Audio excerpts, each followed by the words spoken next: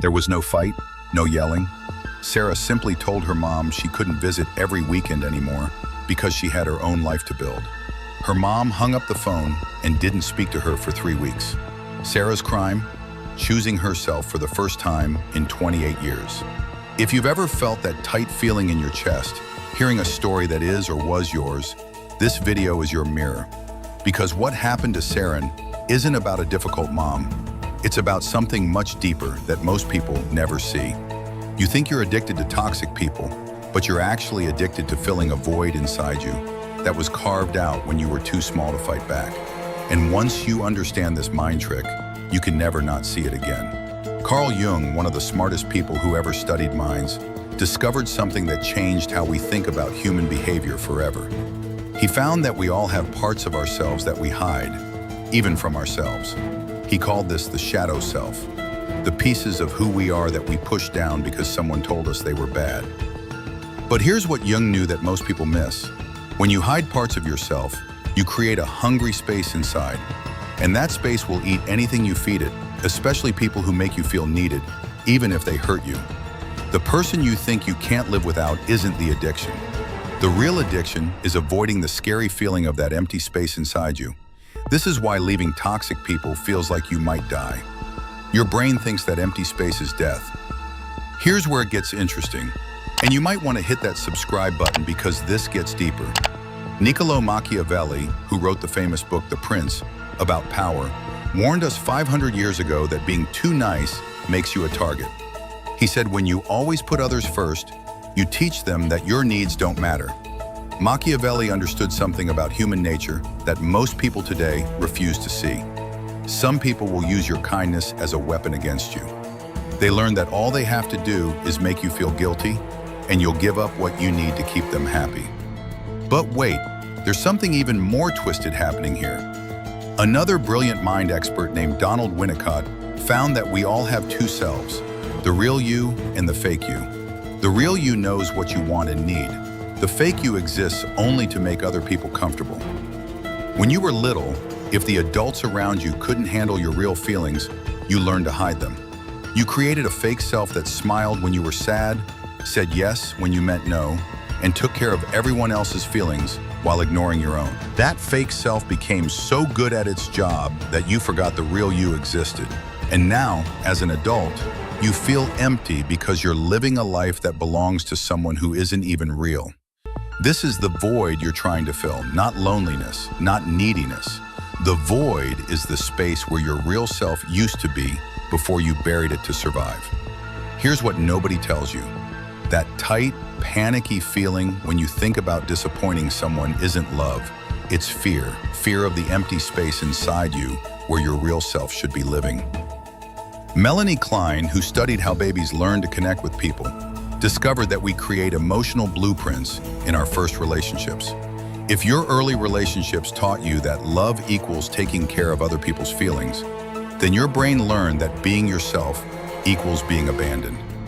So when someone gets upset because you chose yourself, your brain screams danger. Not because you're doing something wrong, but because you're doing something your broken emotional blueprint says will get you rejected. Carl Jung said something that might change your life. Becoming who you really are means disappointing the people who need you to stay fake. He called this process becoming yourself individuation, which just means becoming who you really are instead of who everyone else needs you to be. This is why your mom stopped talking to Sarah. Not because Sarah was mean, but because Sarah stopped feeding her mom's need to control her. Sarah's independence threatened her mom's fake sense of importance. Machiavelli would say Sarah's mom was using emotional manipulation to maintain power. When guilt didn't work anymore, she tried punishment.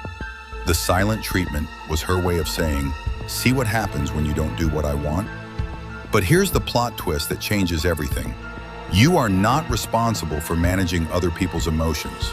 You didn't come into this world to be everyone's emotional support animal. You have the right to disappoint people who want you to stay small.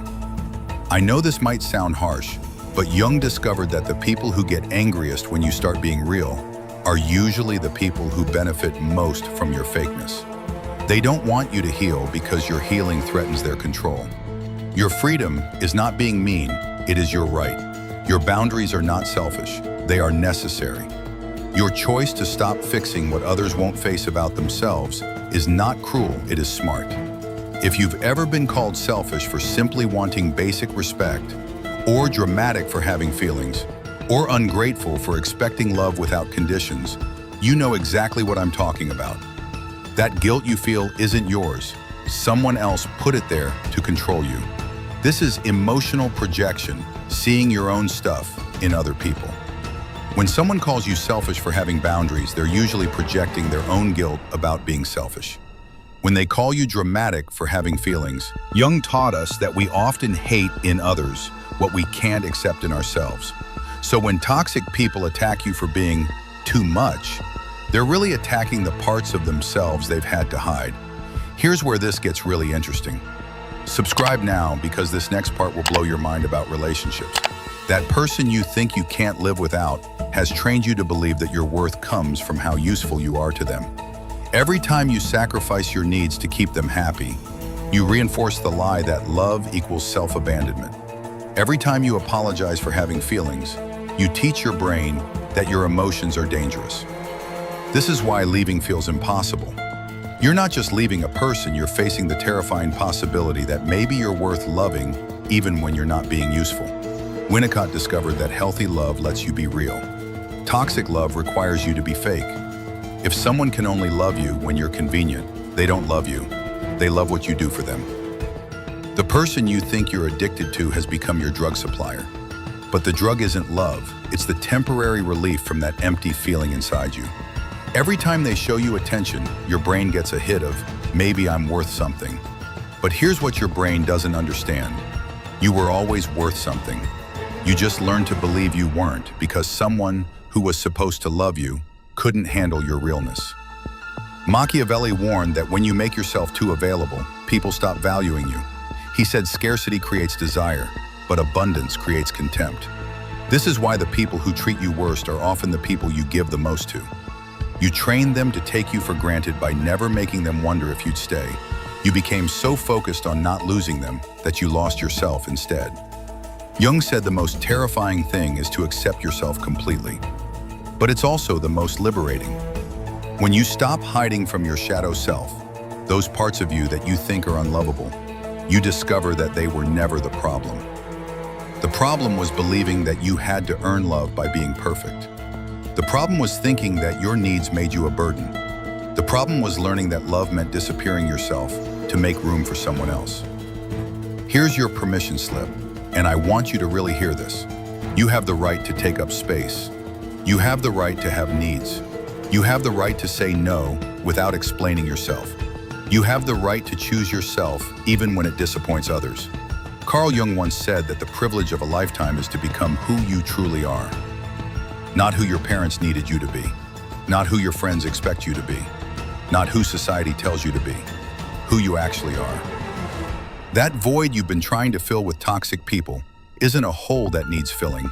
It's a space that needs protecting. It's the space where your real self lives. And when you start being real, some people will hate it. Machiavelli said it's better to be feared than loved, if you can't be both, because fear respects boundaries, while fake love ignores them. I'm not saying become mean. I'm saying stop being fake. There's a difference between being cruel and refusing to be convenient. There's a difference between being selfish and having self-respect. The people who truly love you will celebrate your realness, even when it's inconvenient for them. The people who only loved your usefulness will try to guilt you back into hiding. This is your test. This is how you know who deserves access to the real you. Melanie Klein found that secure people can handle your independence because they're not using you to avoid their own empty feelings. Insecure people need you to stay small because your growth reminds them of their own stuckness. You are not imagining this. There's a brain reason it feels so extreme when you start choosing yourself. Your neural pathways have been trained to associate self-care with danger. Every time you put yourself first, your brain thinks you're about to be abandoned. But here's the secret Jung discovered. The fear of abandonment that keeps you trapped is actually fear of abandoning yourself. You've been so busy avoiding other people's rejection that you rejected yourself first. The work isn't learning to live without them. The work is learning to live with yourself. The The work is making friends with that scared part of you that thinks being real means being alone. What if I told you that the right people are actually waiting for you to be real? What if the love you're looking for can only find you when you stop hiding? Sarah thought losing her mom's approval would kill her. Instead, it freed her to find people who could love her without conditions. People who celebrated her growth instead of punishing it. This is what Jung meant by individuation. This is what Machiavelli meant by strategic thinking in relationships. This is what Winnicott meant by living from your true self. You're not addicted to toxic people. You're addicted to avoiding the beautiful, terrifying experience of being yourself. And once you start being real, you realize that the void was never empty. It was full of you. The person you've been looking for in all the wrong places has been waiting inside you this whole time. Your job isn't to fill the void. Your job is to come home to yourself. If this resonates with you, if you feel seen and understood in a way that makes your chest tight, leave a comment saying, "I choose to be real." Let's build a community of people who are brave enough to be themselves. And if you want more mind detective work like this, more permission to be human, more wisdom from the greatest thinkers about relationships and power, hit that subscribe button. Because this work is just beginning. Your real self is not too much. Your real self is not too little. Your real self is exactly right, and it's time to let that self out.